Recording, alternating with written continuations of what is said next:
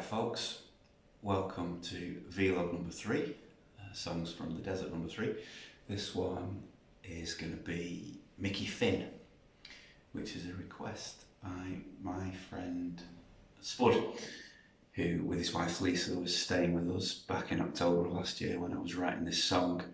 And when I told him I was going to be putting them on the interweb as rough versions, he said, "Oh, do that Mickey Finn one that you did when we were there. I really like that. Stick that one on."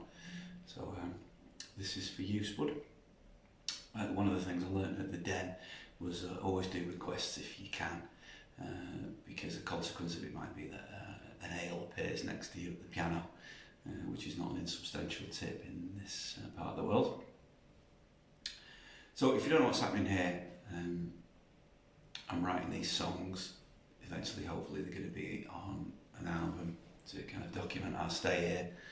And these are just the rough versions of them before they go into the computer on Logic and then to a proper studio to be mastered.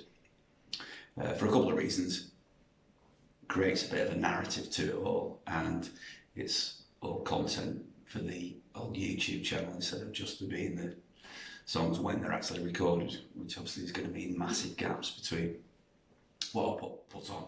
This enables me to upload stuff every week or so. And this one started off with just a line: she was a saint and he was a sinner. And I was thinking, well, where can I take that?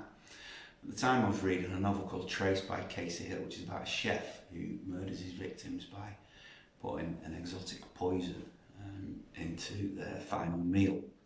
So in other words, a permanent Mickey Finn, which got me to thinking, I wonder where that term Mickey Finn comes from.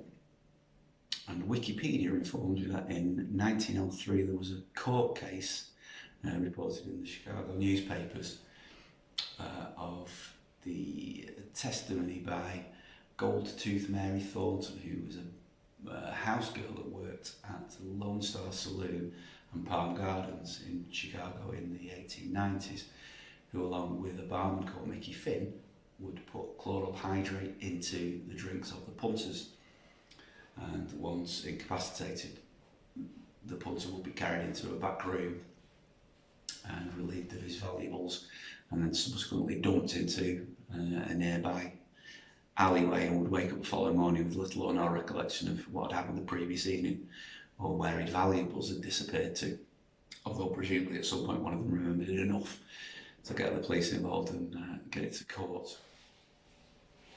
So I thought that's enough to hang the rest of the lyrics on. So the character in the second verse is Billy the businessman who ends up in said bar in Chicago. The other two verses, the first one is just an unsuspecting young lady that goes to dinner with a nefarious chap, and the third verse is the Reverend Reginald, who obviously is the perpetrator. Presumably they're using something like Rohypnol rather than chloral hydrate. Or maybe you can get chloral hydrate these days, I have no idea. Either way, this is still known as the Mickey Finn. Another interesting thing, or at least I think about this tune, is that it has a middle eight, not in the way you'd expect the middle eight to be. It comes right at the end of the tune, just before the outro. So if you don't know what a middle eight is, conventional songs are written in 8-bar blocks, conventional pop songs that is. Middle eight's so called because it would appear somewhere around the middle of the tune. So you'd have an intro, verse, a chorus, a verse, a chorus, middle eight, and then say 2 choruses to finish and an outro. It's also sometimes called a bridge. So it would be a different chord pattern from your verse or your chorus to break up the 8-beat structure of your conventional tune. So for example, the 2 tunes I've done so far, Taking the Edge Off It, that's got a conventional middle 8 that appears after the second chorus, and Guitar Nights doesn't really have a middle 8, but the solo section of that performs the same function because it breaks it up. There's obviously no lyrics in that bit, and the chord pattern changes slightly to a more conventional blues one of F, B flat and C, whereas the verse is just F, A flat and B flat. So that's the verse pattern, and then it goes to F, B flat and C. Although of course the chorus in that is that riff thing, ordinarily a chorus or refrain is so called because it's the same, or is defined by it being the same lyrics repeated each time, whereas the verses are usually different lyrics.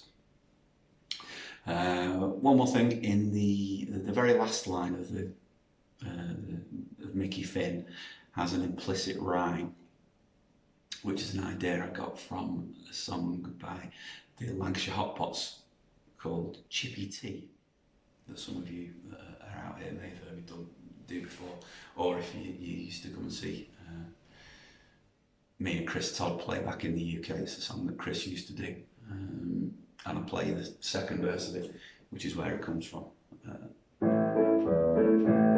It's dark when I go out to work, it's dark when I come home, and all I want is simple food, not dim sum from Ken Hall. Her inspiration's ready, steady cook. Am I eating it? No, it's Friday night. I want a chippy tea. Chippy tea, chippy tea. I want a chippy tea.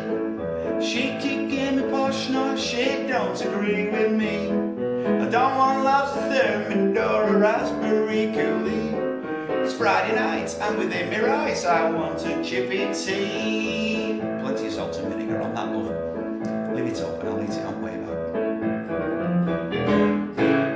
And on that plagiaristic bombshell, I'll sign off. I'll get recording the tune either later on today or tomorrow and put it up as soon as I can.